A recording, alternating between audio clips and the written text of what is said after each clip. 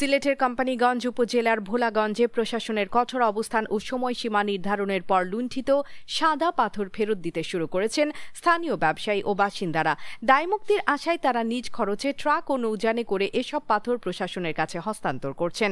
সোমবার সকাল পর্যন্ত কয়েক লাখ ঘনফুট পাথর জমা পড়েছে ভোলাগঞ্জে। প্রশাসনের পক্ষ থেকে জানানো হয়েছে, শনিবার বিকেল থেকে রোববার রাত পর্যন্ত স্বেচ্ছায় পাথর পরিবহন করে জমা দেওয়া হয়েছে।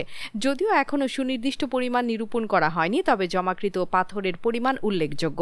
জেলা প্রশাসনের ঘোষিত আলটিমেটাম অনুযায়ী মঙ্গলবার বিকেল ৫টার মধ্যে পাথর ফেরত দিলে দায়মুক্তি দেয়া হবে। নির্ধারিত সময়ের পর কারো কাছে পাথর পাওয়া গেলে তার বিরুদ্ধে আইনানুগ ব্যবস্থা গ্রহণ করা হবে। এ বিষয়ে স্থানীয় জনপ্রতিনিধিদের সঙ্গেও বৈঠক অনুষ্ঠিত হয়েছে এবং সময়সীমা অতিক্রম করলে তাদের বিরুদ্ধেও ব্যবস্থা নেওয়ার হুঁশিয়ারি দেওয়া হয়েছে। এদিকে ফেরত আসা পাথরের পাশাপাশি যৌথ বাহিনীর অভিযানে রোববার আরও প্রায় ৬০,০০০ ঘনফুট পাথর উদ্ধার করা হয়েছে।